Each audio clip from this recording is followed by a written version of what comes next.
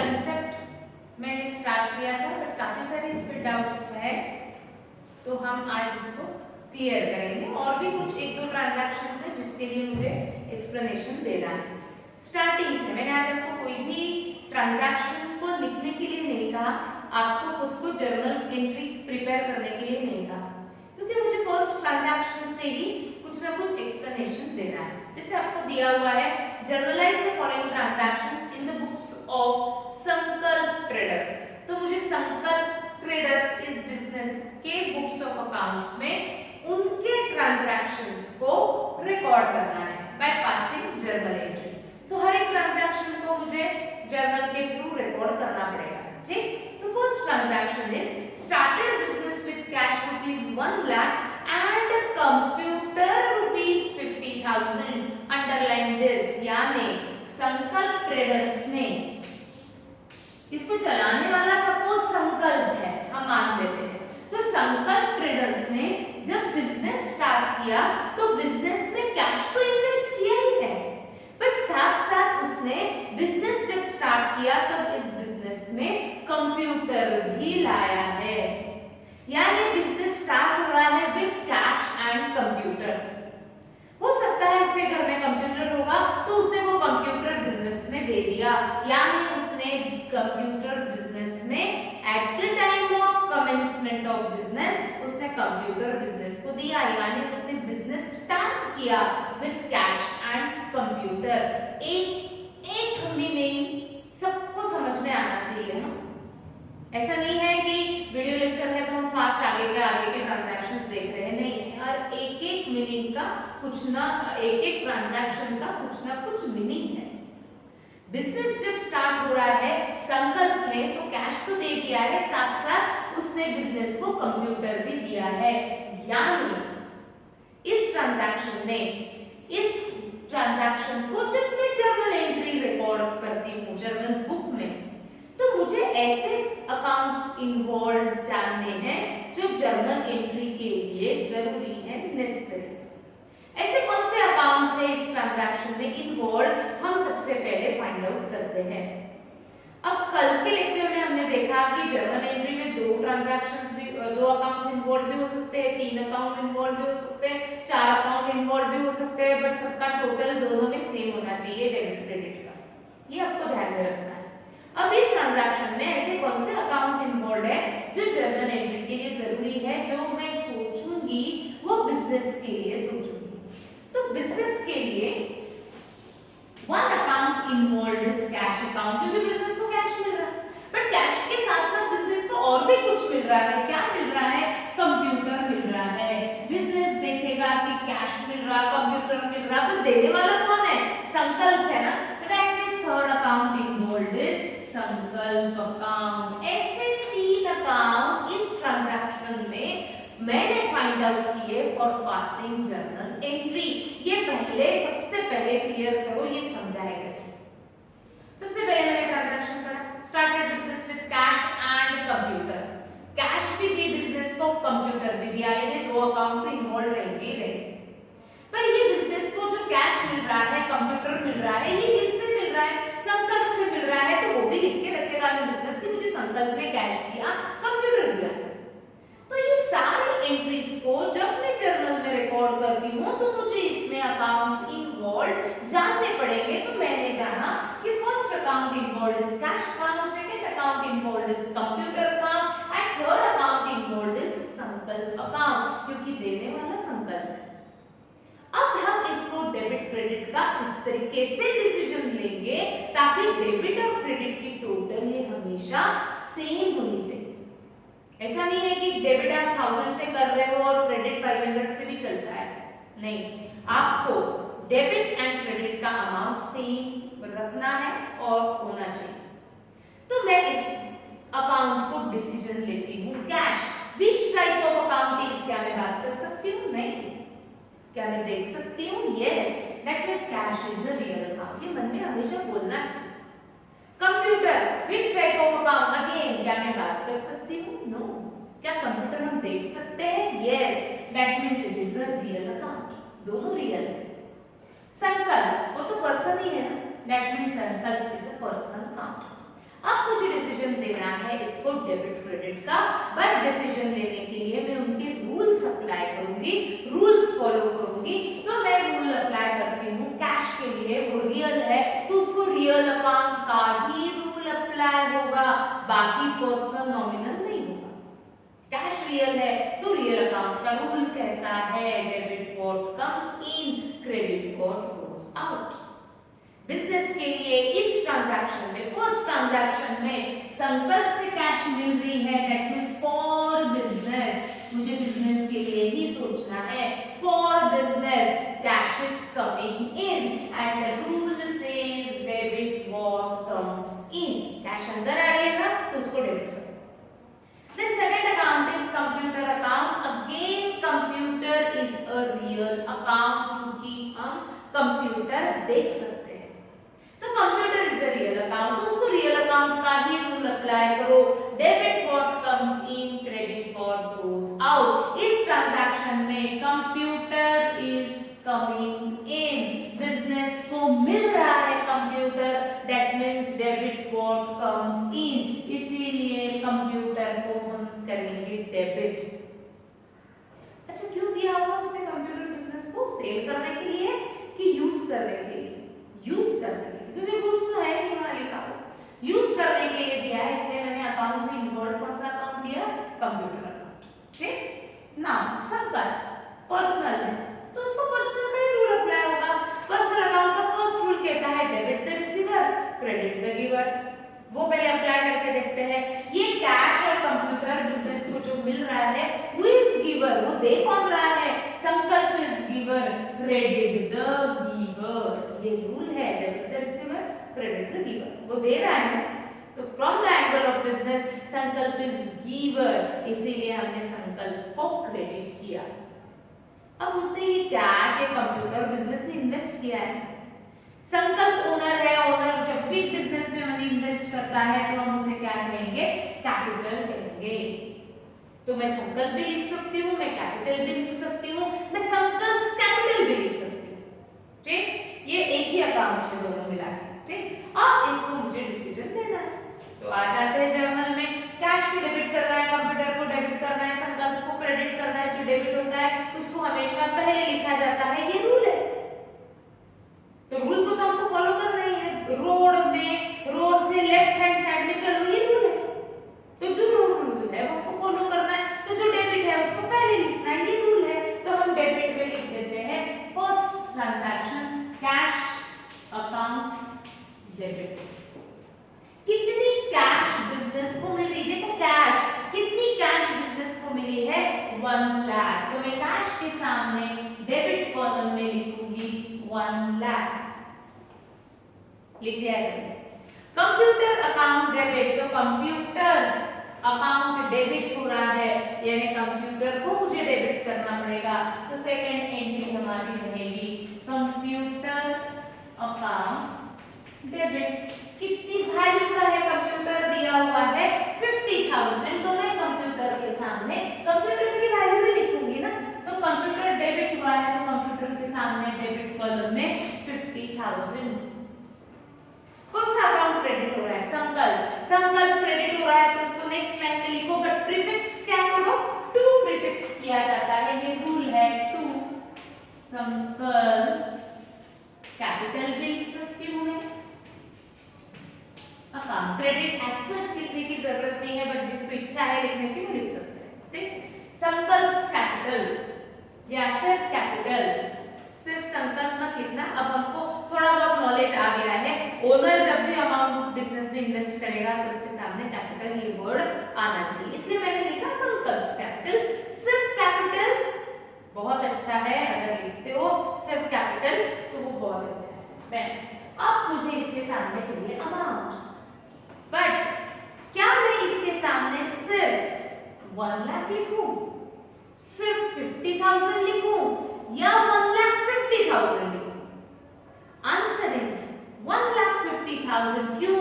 क्योंकि रूल है कि जितना आप डेबिट टोटल किए हो उतना ही आपका टोटल क्रेडिट होना चाहिए। अगर मैं डेबिट 1 लाख प्लस 50,000 रिकॉर्ड की हूं तो मेरा क्रेडिट भी होना चाहिए 1 लाख प्लस 50,000। 50,000 that is 1,50,000। अब इसको लॉजिकली भी देखो, संकल्प में कैश का गिवर 1 लाख है, संकल्प 50,000 के कंप्यूटर का गिवर है, ये संकल्प टोटल कितने अमाउंट का गिवर है 1,50,000। तो जितना टोटल डेबिट उतना टोटल क्रेडिट होना ही चाहिए। ठीक, तो नरेशन बीइंग ये वर्ड से हम स्टार्ट करते हैं। Being cash and computer invested in business, या being business started with cash and computer लिख सकते हो। ठीक, being cash and computer invested in business में रुक रही हूँ, देखो सबको समझाया। हम धीरे धीरे चलेंगे बट डाउट्स नहीं रहने चाहिए। कैश इज कमिंग इन इसलिए कैश को डेबिट किया। For business computer is again computer is also coming in इसलिए कंप्यूटर अकाउंट डेबिट। दोनों जो मिल रहे हैं वो संकल्प से मिल रहे हैं, गिवर इज संकल्प अकाउंट क्रेडिट। संकल्प ओनर जब भी पैसा इन्वेस्ट करता है या जो भी चीज इन्वेस्ट करता है उसको हम कहते हैं कैपिटल, इसलिए कैपिटल अकाउंट क्रेडिट। सबको समझिए। आगे बढ़ते हैं। Next entry, purchase goods from Kareena on credit, underline on credit. ध्यान अब सबका चाहिए क्योंकि यहाँ पे कल काफी सारा कंफ्यूजन था, बहुत सारे डाउट्स थे जो आज मैं कवर करने वाली हूँ। ठीक, purchase goods from Kareena on credit ₹10,000 at 5% trade discount, underline 5% trade discount. हमारे बिजनेस ने गुड्स परचेस किए, ऐसा दिया हुआ है, किसी ना किसी से तो गुड्स परचेस करेंगे ही ना। किससे परचेस किए? करीना से। अब करीना से जो मैं गुड्स परचेस करती हूँ वो दो टाइप में मैं परचेस कर सकती हूँ, या तो कैश परचेस या तो credit purchase. What is cash purchase? Kareena से कुछ परचेस किए, करीना को अगर मैं इमीडिएट पेमेंट कर देती हूँ दैट मींस वो परचेस मेरे लिए रहेगा कैश परचेस। ये सबको क्लियर है क्या? पहले चेक करो। दो टाइप के परचेसेस होते हैं, cash purchase and credit purchase. Goods जो मैं परचेस की, इमीडिएट पेमेंट किया, कैश परचेस। गुड्स परचेस की बट करीना को कहा मैं आज पेमेंट नहीं कर सकती, मुझे थोड़े दिन का समय दो, मैं आपका ये अमाउंट नेक्स्ट मंथ के फर्स्ट डे को बराबर आपको दे दूंगी। तो ये जो 1 मंथ का पीरियड है दिया ना करीना ने आपको, 1 मंथ का पीरियड, उसको मैं कहती हूँ क्रेडिट पीरियड। क्रेडिट यानी मैंने वो गुड्स करीना से उधारी पे परचेस की, तो उस ट्रांजैक्शन को हम कहते हैं क्रेडिट परचेस। ये दोनों टर्म सबको समझी है। कैश परचेस, गुड्स परचेस किया, इमीडिएट पेमेंट किया। क्रेडिट परचेस, गुड्स परचेस हुई बट हमने पेमेंट इमीडिएट नहीं किया, हम थोड़े दिन के बाद, थोड़े पीरियड के बाद, थोड़े समय के बाद उसको पेमेंट करने वाले हैं। ये चलता है। बिजनेस क्रेडिट देता है और क्रेडिट लेता है ताकि वो क्रेडिट ट्रांजैक्शंस क्यों करता है बिजनेस? ताकि वो अट्रैक्ट कर रहा है कि मेरे बिजनेस में कस्टमर्स बढ़े। तो कुछ कस्टमर्स आपको तुरंत पैसा देगा, कुछ कस्टमर्स अगर आपके रिलेशंस वो कस्टमर्स के साथ अच्छे हैं तो आप उनको क्रेडिट भी दे सकते हो। आपको पता है कि ये पैसा दे सकता है तो उसको आप क्रेडिट भी दे सकते हो। तो दोनों परचेसेस होते हैं। अब कंफ्यूजन कहाँ था कल? अब आया है इस क्वेश्चन में trade discount. What is trade discount? Discount है, डिस्काउंट दो टाइप के होते हैं, एक ट्रेड और एक कैश। एक ट्रेड डिस्काउंट होता है और एक कैश डिस्काउंट होता है, दोनों में बहुत डिफरेंस है। इसको रिकॉर्डिंग करने का मेथड भी बुक्स ऑफ अकाउंट्स में अलग है, वो हमको समझना है। ये जो ट्रेड डिस्काउंट पहले मैं एक्सप्लेन कर रही हूँ, फिर डिफरेंशिएट आप उसको कर सकते हो, दोनों एक्सप्लेन कर रही हूँ।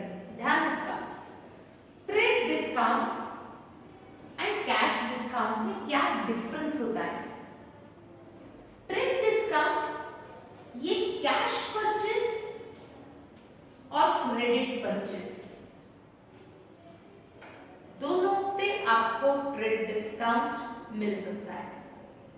वैसे ही कैश सेल्स और क्रेडिट सेल्स दोनों पे आप ये ट्रेड डिस्काउंट दे सकते हो।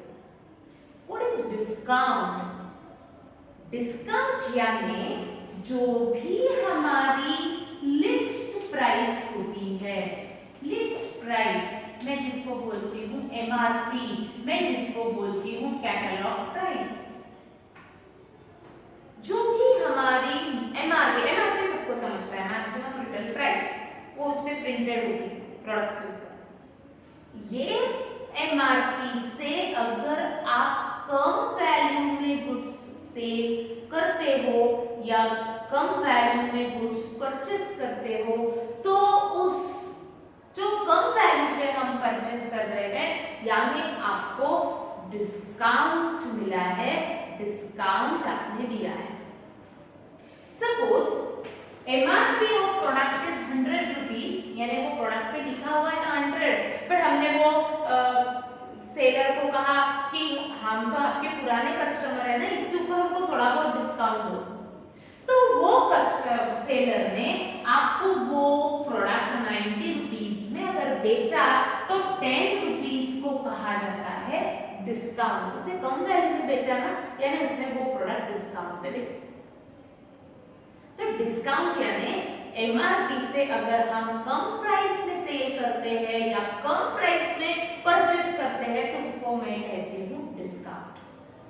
अब ये डिस्काउंट दो टाइप के होते हैं, एक ट्रेड डिस्काउंट और एक कैश डिस्काउंट। ट्रेड डिस्काउंट चाहे आप कैश परचेस करो, क्रेडिट परचेस करो, कैश सेल करो, क्रेडिट सेल करो, कोई भी परचेस सेल पे ट्रेड डिस्काउंट दिया जा सकता है। ये समझ में आना चाहिए। यानी ट्रांजैक्शन में चाहे वो कैश परचेस हो या क्रेडिट परचेस हो, ट्रेड डिस्काउंट आपको मिल सकता है।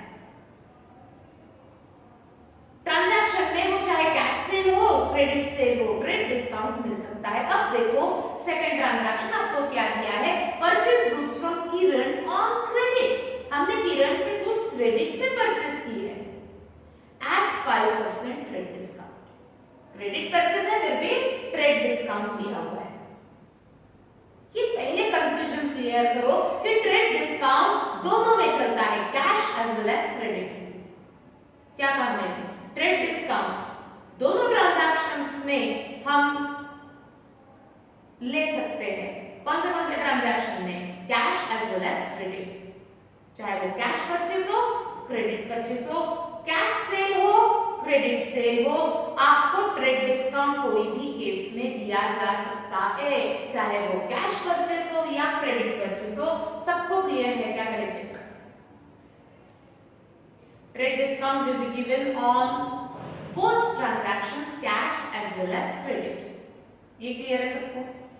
बट कैश डिस्काउंट सिर्फ और सिर्फ कैश ट्रांजैक्शंस के ऊपर ही दिया जाता है। उसका नाम ही कैश डिस्काउंट है। कैश डिस्काउंट याद रखने का तरीका ना, ये लॉजिक नहीं। कैश डिस्काउंट सिर्फ और सिर्फ कैश परचेस, कैश सेल्स पे ही दिया जाता है। समझा है सबको? दोनों में डिफरेंस। पहले तो डिस्काउंट यानी क्या?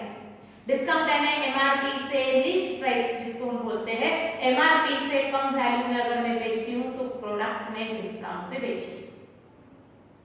अगर मैंने एमआरपी से कम वैल्यू में गुड्स परचेस किया तो मैंने डिस्काउंट पे परचेस किया।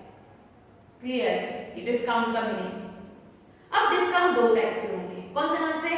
Trade discount and cash discount. सबसे पहले मैंने ट्रेड डिस्काउंट एक्सप्लेन किया।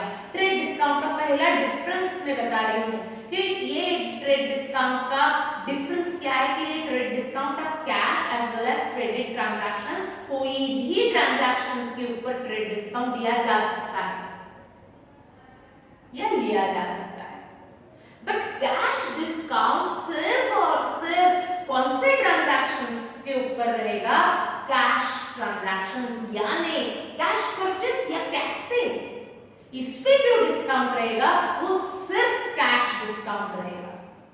बट ट्रेड डिस्काउंट दोनों ट्रांजैक्शंस के ऊपर रह सकता है, cash as well as credit.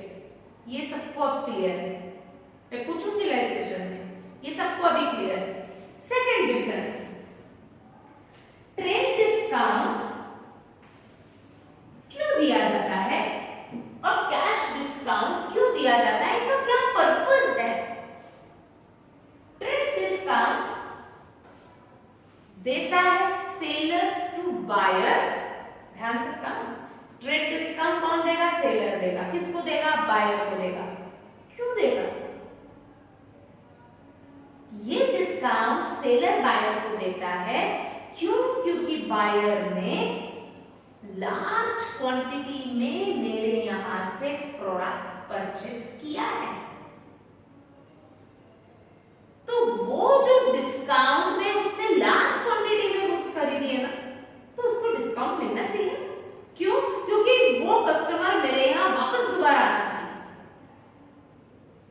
तो वो कस्टमर को लार्ज क्वांटिटी में गुड्स परचेस करने के कारण जो मैं डिस्काउंट उसको प्रोवाइड करूंगी, जो मैं डिस्काउंट उसको दूंगी, उसे कहा जाता है ट्रेड डिस्काउंट। उसने लार्ज क्वांटिटी में गुड्स खरीदी तो उसको कुछ तो भी बेनिफिट दो ना, ताकि ये कस्टमर आगे भी आपके शॉप में आए और वापस लार्ज क्वांटिटी में गुड्स खरीद के जाए। तो लार्ज क्वांटिटी में गुड्स खरीदने के कारण जो डिस्काउंट दिया जाता है उसे कहा जाता है ट्रेड डिस्काउंट। सेकंड डिफरेंस मैंने बताया, ट्रेड डिस्काउंट यानी प्रोडक्ट को अगर मैं लार्ज क्वांटिटी में परचेस करती हूं तो सेलर जो डिस्काउंट देता है that is trade discount. Then cash discount, cash discount early payment के लिए प्रॉम्प्ट पेमेंट किया उसने तो उसको जो डिस्काउंट हम देंगे दैट इज कैश डिस्काउंट। जैसे मैंने गुड्स बेचे उससे तुरंत लार्ज क्वांटिटी में खरीदी सपोज, मैंने उसे तुरंत पेमेंट कर दिया, दे रहा है ना तुरंत पेमेंट, अच्छा काम कर रहा है ना, तो उसको डिस्काउंट, तो उसको जो हम डिस्काउंट देंगे दैट इज कैश डिस्काउंट। ऐसा जरूरी नहीं है कि हर बिजनेस को ये डिस्काउंट देना ही चाहिए, वो बिजनेस टू बिजनेस डिपेंड करता है, कस्टमर टू कस्टमर डिपेंड करता है कि किसको डिस्काउंट देना, किसको डिस्काउंट नहीं देना। बट दोनों का डिफरेंस क्या है, दोनों का मीनिंग क्या है। ट्रेड डिस्काउंट कब देंगे, जब आपके यहाँ से कस्टमर लार्ज क्वांटिटी में गुड्स खरीद के लेकर के जा रहा है तो उसको डिस्काउंट। कैश डिस्काउंट कब देंगे, कस्टमर ने अगर प्रॉम्प्ट पेमेंट किया, जल्दी अर्ली पेमेंट किया, तो उसने अच्छा काम किया तो उसको डिस्काउंट। तो अर्ली पेमेंट के कारण जो डिस्काउंट हम देते हैं that is cash discount. Large quantity में गुड्स खरीदने के कारण जो डिस्काउंट दिया जाता है दैट इज ट्रेड डिस्काउंट। ये सेकंड डिफरेंस मैंने बताया। फर्स्ट डिफरेंस क्या था, पहले तो डिस्काउंट का मीनिंग देखो तो क्लियर है कैसे, एमआरपी से कम वैल्यू में बेचा, ये डिस्काउंट। अब डिस्काउंट होंगे दो टाइप, कौन से, ट्रेड, कैश। ट्रेड डिस्काउंट कौन से परचेस और सेल पे दिया जाता है, दोनों पे, cash purchase, credit purchase, cash cell, credit sale, सब पे किसी भी ट्रांजैक्शन के ऊपर ट्रेड डिस्काउंट दिया जा सकता है। परचेस सेल ना, कैश डिस्काउंट किस पे दिया जाएगा, सिर्फ और सिर्फ नाम ही लिखा है उसमें, कैश परचेस, कैश सेल, उस पे ही कैश डिस्काउंट दिया जाता है। ये क्लियर है फर्स्ट डिफरेंस। सेकंड डिफरेंस मैंने बताया कि ट्रेड डिस्काउंट हम क्यों देंगे कस्टमर को, इसके पीछे क्या रीजन है, वो कस्टमर ने लार्ज क्वांटिटी में मेरे यहां से प्रोडक्ट वो खरीद रहा है, बल्क में खरीद रहा है, तो उसको डिस्काउंट मिलना चाहिए, तो उसको डिस्काउंट हम देंगे, दैट इज ट्रेड डिस्काउंट।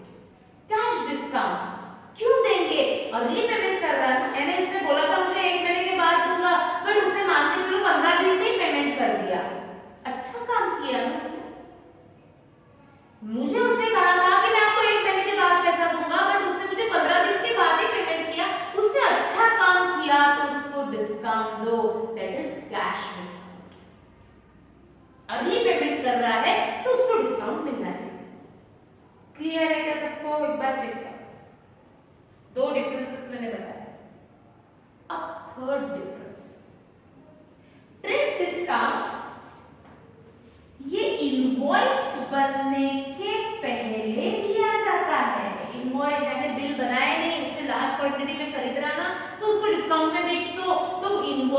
बनने के पहले दिया जाता है ट्रेड डिस्काउंट। इसीलिए trade discount books of accounts में कभी भी रिकॉर्ड नहीं होता, क्योंकि वो बिल में ही नहीं है तो रिकॉर्ड भी मत करो।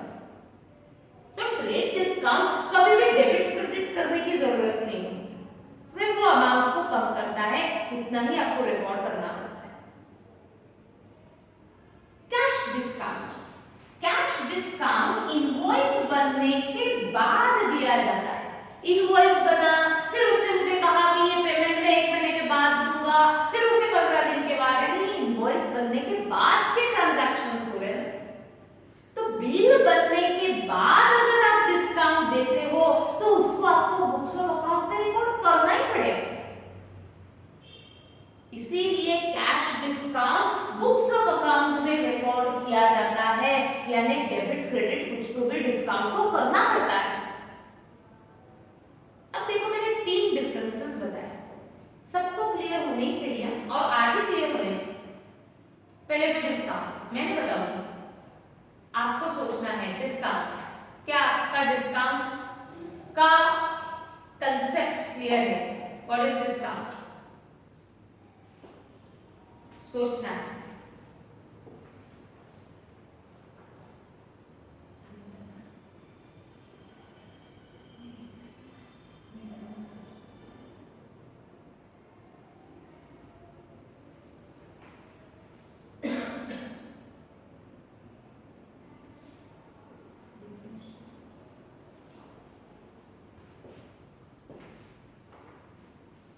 डिस्काउंट सबको क्लियर है, जो भी प्राइस लिखी है उसके कम वैल्यू में अगर मैंने बेचा तो मैंने डिस्काउंट पे बेचा। क्लियर है सबको? डिस्काउंट 2 टाइप के, बोला है सबने? कौन सा टाइप बोलना है सबको? Trade and cash. Trade discount कौन से परचेज और कौन से सेल पे दिया जाए? कोई भी परचेज कोई भी सेल पे, चाहे कैश हो क्रेडिट हो, ट्रेड डिस्काउंट कोई भी परचेज कोई भी सेल पे दिया जाता है। कैश डिस्काउंट लिखा ही है वहां पे, कैश डिस्काउंट, यानी कौन से ट्रांजैक्शंस के ऊपर दिया जाएगा? सिर्फ और सिर्फ कैश ट्रांजैक्शन पे, यानी cash purchase cash cell. Clear है सबको? सेकंड डिफरेंस, ट्रेड डिस्काउंट का पर्पस क्या है, क्यों दिया जाता है और कब दिया जाता है? गुड्स लार्ज क्वांटिटी में अगर कस्टमर खरीदता है तो उसको जो आप डिस्काउंट देते हैं that is trade discount. Customer ने अर्ली पेमेंट कर दिया तो उसको जो डिस्काउंट दिया जाता है that is yes cash discount. Second difference भी क्लियर है सबको? Third difference, trade discount invoice बनने के पहले ही दिया है तो उसको बुक्स ऑफ अकाउंट में रिकॉर्ड होता है। कैश डिस्काउंट इनवॉइस बनने के बाद आप देने वाले हो। इनवॉइस बना, फिर उसने कहा 1 महीने के बाद पेमेंट करूंगा, फिर उसने बिल तुरंत दे दिया, ये सब ट्रांजैक्शन इनवॉइस बनने के बाद हो रहे हैं। इसीलिए कैश डिस्काउंट इनवॉइस बनने के बाद आप दे रहे हो तो इसको बुक्स ऑफ अकाउंट में जरूर रिकॉर्ड किया जाता है।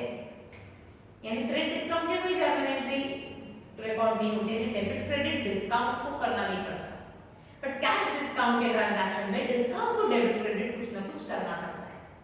तीनों डिफरेंसेस सबको क्लियर हो चुके हैं ऐसा मैं अज्यूम कर रही हूं, अजम्पशन लेके ही चल रहा है मुझे। क्लियर है सबको?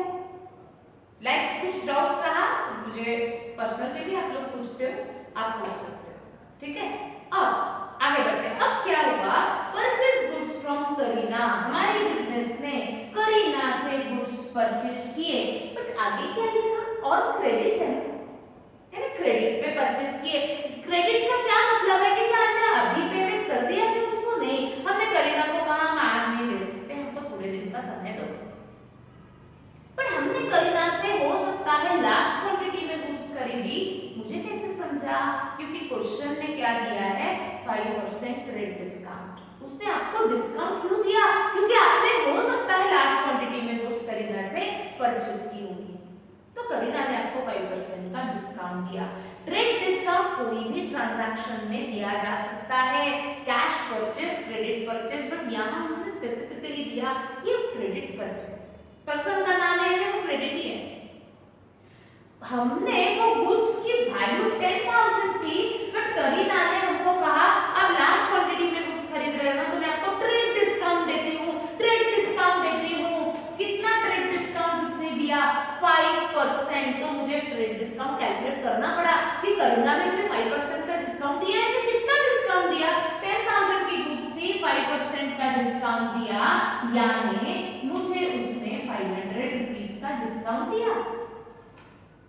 तो करीना ने इनवॉइस कितने का बनाया? 9,500 का इनवॉइस बनाया। जब इनवॉइस 9,500 का है तो हम एंट्री भी कितने से करेंगे? 9,500। क्या ट्रेड डिस्काउंट को डेबिट क्रेडिट एंट्री में करने की जरूरत है क्या? तो आंसर इज नो। क्यों?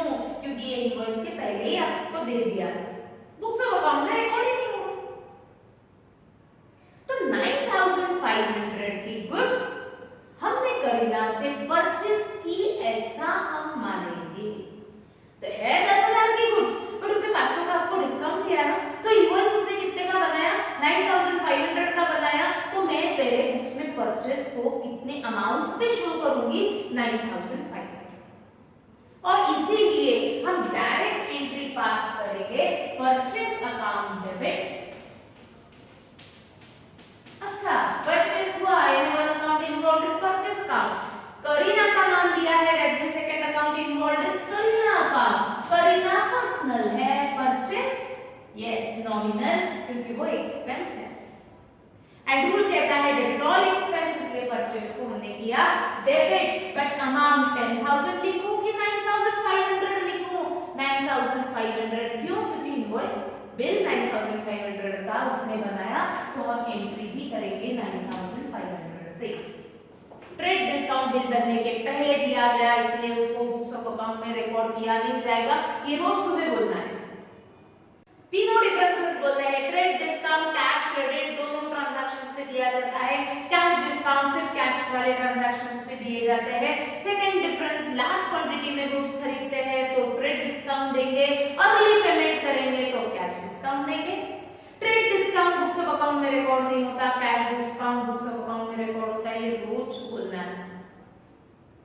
या चार्ट बना लो कि ट्रेड डिस्काउंट का डिफरेंस, कैश डिस्काउंट का डिफरेंस, और वो चार्ट मुझे भेजो, क्या हमने ये चार्ट बनाया है, ठीक। तो ट्रेड डिस्काउंट के ट्रांजैक्शन में डिस्काउंट कभी भी ना डेबिट होगा ना क्रेडिट होगा, हमको सिर्फ वो वैल्यू कम करके लिखनी है। परचेस किया है करीना से, करीना इज गिवर, तो हम करीना को क्रेडिट करेंगे। करीना से हमने गुड्स ली है, that means Kareena is giver. या हम सेकंड रूल भी अप्लाई कर सकते हैं ना पर्सनल का, debit from whom money is receivable, credit to whom money is payable। मुझे करीना को पेमेंट करना पड़ेगा फ्यूचर में, to whom it is payable, Kareena को पेएबल है, इसलिए Kareena account credit. Paying goods purchased at 5% trade discount। शायद ये समझ में आया है, ऐसा मैं अज्यूम कर सकती हूँ। यस, आगे बढ़ते। Sold goods to Priyanka. अब बिजनेस में क्या किया? किसी प्रियंका को गुड्स बेची, किसी न किसी को तो बेची नहीं ना, प्रियंका को नाम दिया है, प्रियंका को सेल किया, गुड्स बेची। अब हो सकता है हम उसको कुछ डिस्काउंट दें, अगर दिया है डिस्काउंट दिया तो भी उसको माना जाएगा, अदरवाइज उसने एमआरपी पे गुड्स बेची है, सब माने। क्या दिया है? Sold goods to Priyanka ₹20,000। 20,000 की गुड्स हमने प्रियंका को बेची एट 10% ट्रेड डिस्काउंट। आ गया ट्रेड डिस्काउंट। प्रियंका को गुड्स जब बेची तो ट्रेड डिस्काउंट पे बेची। अब ये ट्रेड डिस्काउंट कौन से सेल पे दिया जा सकता है? ये सेल है, कौन से सेल पे दिया जा सकता है? सिर्फ कैश, सिर्फ क्रेडिट, कि दोनों पे दिया जा सकता है? दोनों पे दिया जा सकता है। फिर मुझे पता होना चाहिए कि ये मैंने जो प्रियंका को गुड्स बेची वो कैश पे बेची कि क्रेडिट पे बेची। पर्सन का नाम दिया है ना, वो क्रेडिट सेल है। जब भी परचेज सेल के ट्रांजैक्शन में पर्सन का नाम दिया गया यानी वो क्रेडिट परचेज है, क्रेडिट सेल है। ऊपर तो स्पेसिफिकली दिया था कि परचेज गुड्स फ्रॉम करीना और क्रेडिट, बट ऐसा यहाँ नहीं दिया है सोल्ड गुड्स टू प्रियंका ही दिया है। ऑन क्रेडिट, ऑन कैश कुछ भी मेंशन नहीं है, बट पर्सन का नाम है यानी वो सेल क्रेडिट सेल है। और सेल होने के कारण one account involved is sales account. Goods बेची है ना, तो सेल अकाउंट। किसको बेची? प्रियंका को। कैश पे की क्रेडिट पे? क्रेडिट पे। हमें कैसे पता चला क्रेडिट पे बेची? क्योंकि पर्सन का नाम दिया है, यानी हमने वो प्रियंका को क्रेडिट पे परचेज सेल की। That means second account involved is Priyanka's account, ना कि कैश अकाउंट, क्योंकि कैश मिली नहीं है प्रियंका से, हमें फ्यूचर में मिलने वाली है। उसने कहा हम आज नहीं दे सकते, मुझे थोड़े दिन का समय दो। हमने कहा ठीक है, आप थोड़े दिन के बाद पेमेंट करो। बट हमने उसको कौन सा डिस्काउंट दिया? Trade discount. ट्रेड डिस्काउंट दोनों पे दिया जा सकता है, cash as well as credit. ऐसा नहीं है कि सिर्फ क्रेडिट पे ही दो या सिर्फ कैश पे दो। कैश और क्रेडिट दोनों पे दिया जा सकता है। इसका पर्पस क्या है? लार्ज क्वांटिटी में खरीद रहा है ना कस्टमर, तो उसको डिस्काउंट दो, चाहे उसको पेमेंट करे या बाद में करे। और उसने लार्ज क्वांटिटी में खरीदा है तो उसको डिस्काउंट हम देंगे। कितना डिस्काउंट दिया? 10%। कौन सा डिस्काउंट दिया? Trade discount. फटाफट ट्रेड डिस्काउंट के मीनिंग समझ में आने चाहिए। ट्रेड डिस्काउंट तीनों डिफरेंस याद करना है। ट्रेड डिस्काउंट कैश पे भी दिया जा सकता है, क्रेडिट पे भी दिया जा सकता है। ट्रेड डिस्काउंट लार्ज क्वांटिटी में गुड्स खरीद रही इसलिए दिया जा रहा है। ट्रेड डिस्काउंट इनवॉइस बनने के पहले ही दिया जाता है, इसीलिए ट्रेड डिस्काउंट को बुक्स ऑफ अकाउंट्स में रिकॉर्ड नहीं करना पड़ता। रिकॉर्ड नहीं करना पड़ता है यानी डिस्काउंट को डेबिट क्रेडिट करने की जरूरत नहीं है, क्योंकि ये इनवॉइस से पहले दिया जाता है। तो कितना दिया डिस्काउंट? हमने प्रियंका को 20,000 की गुड्स बेची, पर उसके ऊपर हमने उसको कितना डिस्काउंट दिया? 10%। तो मुझे 10% कैलकुलेट करना पड़ेगा। 20,000 का 10% अगर मैं कैलकुलेट करती हूँ, परसेंट ऐसे ही कैलकुलेट करेंगे ना, इनटू 10/100। अगर मैं कैलकुलेट करती हूँ तो वो आता है 2000, यानी प्रियंका को 20,000 की गुड्स हमने कितने में सेल की? 18,000 में सेल की। डिस्काउंट से वैल्यू कम होती है तो मैंने माइनस किया, यानी मैंने वो प्रियंका को कितने में गुड्स सेल की? 18,000 की। 18,000 में, इसलिए इनवॉइस भी कितने का बना? 18,000 का। इनवॉइस देख के एंट्री होती है। इनवॉइस यानी बिल अगर 18,000 का है तो हम एंट्री भी कितने से करेंगे? 18,000 के। ये 2000 इनवॉइस के पहले हो चुका है तो इसको बुक्स ऑफ अकाउंट में रिकॉर्ड मत करो। तो जो गुड्स हम बेच रहे हैं प्रियंका को, वो 20,000 की गुड्स 18,000 में सेल किए हैं, तो ये 18,000 मुझे बुक्स ऑफ अकाउंट में रिकॉर्ड करना पड़ेगा। बट ये 2,000 आपने कौन सा डिस्काउंट दिया है? Trade discount. इसको बुक्स ऑफ अकाउंट में रिकॉर्ड नहीं करना है, क्योंकि ये इनवॉइस के पहले ही हमने दे दिया है। अब क्लियर है? ठीक, तो मुझे एंट्री करनी पड़ेगी 18,000 से, तो मुझे डिसीजन लेना पड़ेगा। Sale is always your income ना, वो आपके लिए इनकम ही है, चाहे आज पैसा मिले या फ्यूचर में मिलने वाला तो है ही ना पैसा। That means it is your income, और इनकम को किया जाता है क्रेडिट। प्रियंका पर्सनल है, हमने गुड्स प्रियंका को बेची है, यानी मेरी गुड्स प्रियंका को हमने दी है, यानी Priyanka is receiver of goods. Debit the receiver, और इसीलिए एंट्री पास होगी Priyanka account debit to sales account credit. But amount कितनी दूँ? 20 की 18? क्या 2000 डिस्काउंट को मैं रिकॉर्ड कर सकती हूँ बुक्स ऑफ अकाउंट में? नहीं। क्यों? क्योंकि वो कौन सा डिस्काउंट है? ट्रेड डिस्काउंट है, बट नरेशन में हम लिखेंगे being goods sold to Priyanka on credit, being goods sold to Priyanka on credit. Next,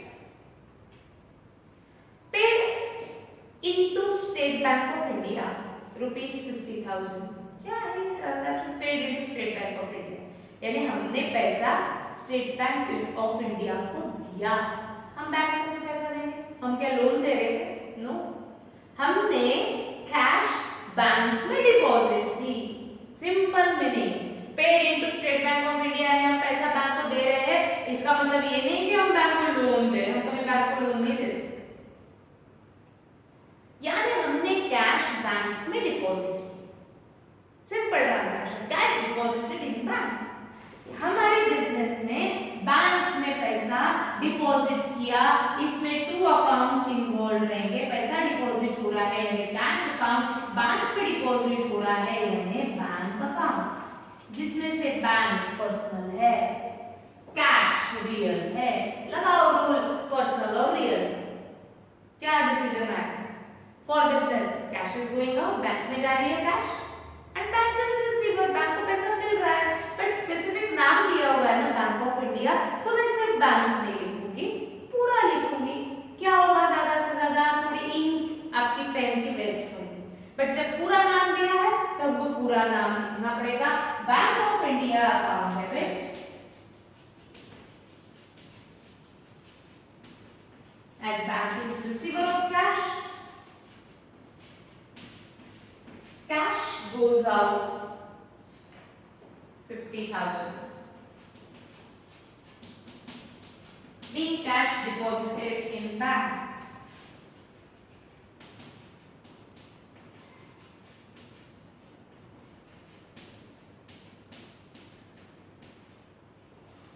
Next, पहले आप ट्राई करो।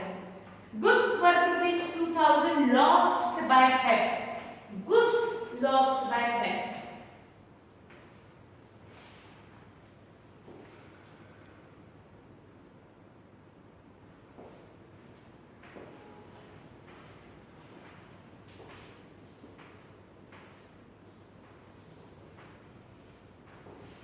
Okay, entry.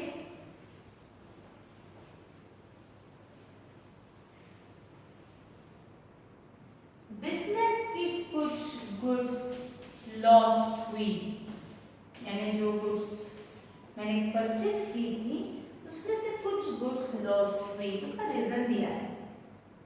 किस रीजन से लॉस्ट हुई? लॉस्ट बाय थेफ्ट, यानी कुछ चोरी हो गई। इसमें मुझे ढूंढने हैं 2 अकाउंट, आपको आता है।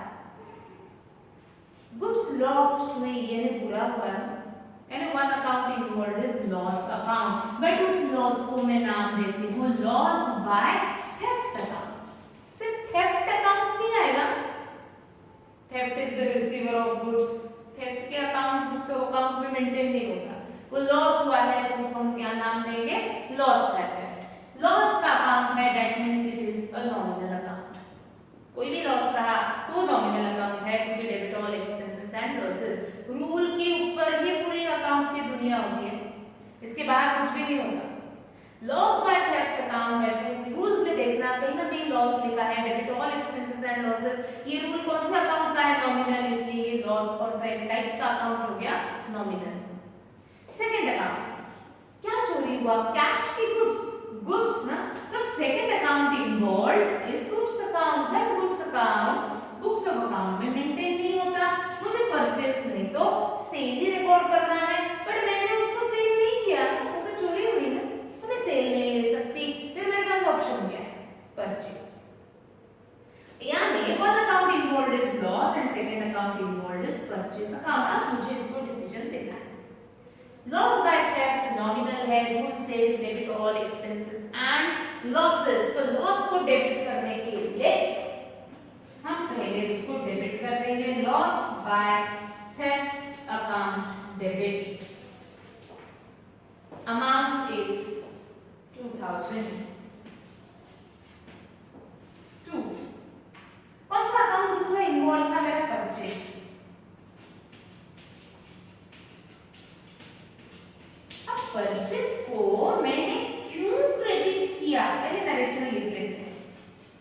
being goods stolen, being goods stolen। अब परचेज भी नॉमिनल अकाउंट है। देखो किसी ने तुम्हें ये डाउट पूछा था, मुझे याद नहीं है ना। परचेज तो नॉमिनल अकाउंट है, फिर उसको हम अगर नॉमिनल अकाउंट रूल अप्लाई करते हैं तो debit all expense credit all income, तो क्या हुआ हमारा इनकम है क्या? मैंने परचेज को क्रेडिट किया? नहीं, परचेज को मैंने रूल अप्लाई करके क्रेडिट नहीं किया है, मैंने परचेज को माइनस का इफेक्ट देने के लिए क्रेडिट किया है। ये अच्छे से क्लियर करना है। माइनस के लिए आपको सिर्फ अपोजिट इफेक्ट देना पड़ता है, रूल फॉलो करना नहीं पड़ता है। किसी अकाउंट में से प्लस करना या किसी अकाउंट में माइनस करना, इसके लिए कुछ अप्लाई करना पड़ता है। क्या अप्लाई करना पड़ता है? मेरे पास ऑप्शन क्या था? परचेज का था। जब मैंने गुड्स परचेज की थी तब मैंने परचेज को डेबिट किया था। 9500 की गुड्स हमने परचेज की थी, इसमें से 2000 की गुड्स चोरी हो गई, तो मेरा परचेज, मेरा जो स्टॉक है जो 9500 का था, अब चोरी होने के कारण 2000 से कम हुआ, यानी मेरे परचेसेस मुझे कम करने पड़ेंगे, तो मुझे परचेस में से माइनस करना पड़ेगा। अकाउंट्स में मैं प्लस माइनस मल्टीप्लिकेशन डिवीजन ऐसा कुछ नहीं होता, अकाउंट्स में होता है सिर्फ डेबिट क्रेडिट।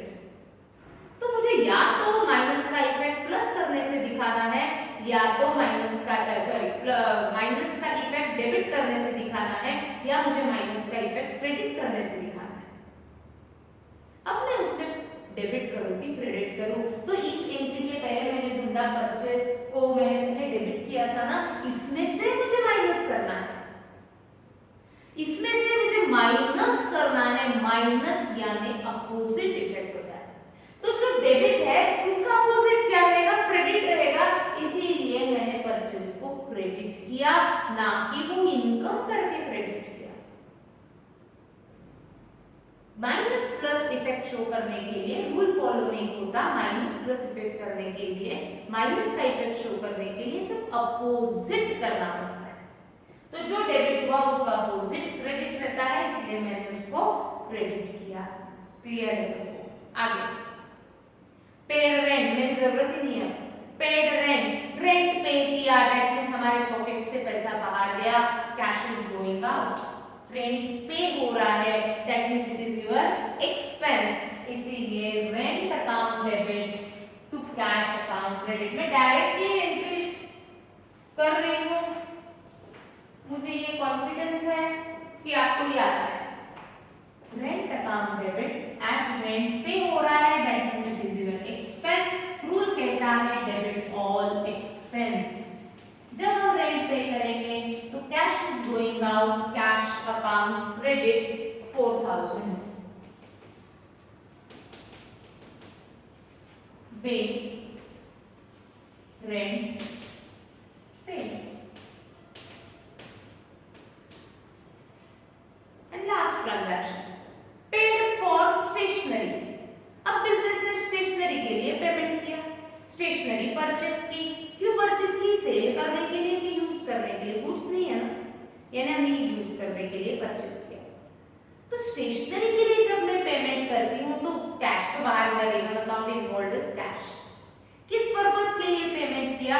स्टेशनरी के लिए। स्टेशनरी के लिए हमने पेमेंट किया, that means it is expense for the business. Debit all expenses, इसीलिए stationery account debit to cash account credit. देखो मैंने कुछ तो भी कहा है अभी ना, स्टेशनरी के लिए पेमेंट किया, that means stationery is our expense. हम तो स्टेशनरी देख सकते थे, हम इसको रियल नहीं मान सकते क्या? ये आपको मुझे बताना है लाइव सेशन में कि stationery is a real account और it is a nominal account. ढूंढो नेट पे, काफी सारा आपके पास फैसिलिटीज है। Stationery which type of account is? मैं कहती हूँ कि वो एक्सपेंस है। क्यों है, इसके पीछे क्या रीजन है, ये आप मुझे बताएंगे नॉमिनल लाइव सेशन में। ठीक, स्टेशनरी के लिए पेमेंट किया, that means it is expense. मैंने कहा एक्सपेंस तो आपको मानना ही एक्सपेंस है, बट क्यों ये आप मुझे बताएंगे। ठीक, है debit all expense, stationery account debit, cash is going out, cash account credit क्योंकि पेड दिया है यानी कैश बाहर गई, being stationery paid, being paid for stationery, ऐसा बीइंग पेड फॉर स्टेशनरी। अब देखो हमने अभी तक मैंने बुक के क्वेश्चन स्टार्ट नहीं किए, मैं पहले फ्रेम कर रही हूँ, ये कोई गाइड से ट्रांजैक्शंस नहीं है, तो मैडम को से बुक से ट्रांजैक्शंस दे रहे हैं, हमको वो बुक परचेस करना है, ये कुछ भी नहीं, ये मैं अपने मन से ट्रांजैक्शंस दे रही हूँ, उसमें मैं हर एक कंसेप्ट क्लियर कर रही हूँ, तो ये कोई बुक के ट्रांजैक्शंस नहीं है। नेक्स्ट पीरियड ऑनवर्ड्स हम स्टार्ट करेंगे इलस्ट्रेशंस जो आपकी बुक में दिए हुए हैं, स्टेट बोर्ड बुक का जो बुक है वो सबके पास होना चाहिए नेक्स्ट पीरियड ऑनवर्ड्स। ठीक, अब हमारा डायरेक्टली मंडे को आएगा, तो काफी टाइम है आपके पास, जिन्होंने परचेस नहीं किया है वो बुक्स परचेस करो, क्योंकि मैं पूरे ट्रांजैक्शंस अब बुक के स्टार्ट करूंगी, तो आपके पास बुक होना जरूरी है। होमवर्क भी आपको बुक से ही मिलेगा, तो मंडे से हम बुक से क्वेश्चन स्टार्ट करेंगे। यहाँ काफी सारे कंसेप्ट हमारे क्लियर हुए, सिर्फ एक हमारा कंसेप्ट बचा है दैट इज कैश डिस्काउंट, जो हम अब जीएसटी को किस तरीके से जर्नल में रिकॉर्ड करना, वो बुक में उसके ट्रांजैक्शंस है तो अपने आप को आ जाएगा। ठीक, trade discount cash discount clear है सबको। ठीक, लाइव सेशन में आज मैं लाइव सेशन दूंगी कुछ अलग टॉपिक के ऊपर जो आपको भी बहुत इंटरेस्ट आएगा, तो सभी लाइव सेशन में अटेंड करेंगे और वो क्या टॉपिक में एक्सप्लेन कर रही हूँ इसके ऊपर हम डिस्कशन बाद में भी करेंगे, और वो कंसेप्ट जो है वो समझ में आता है क्या चेक करो। ठीक, एकेडमिक का नहीं है, थोड़ा सा हटके है, बट आपको इंटरेस्ट आएगा। Thank you.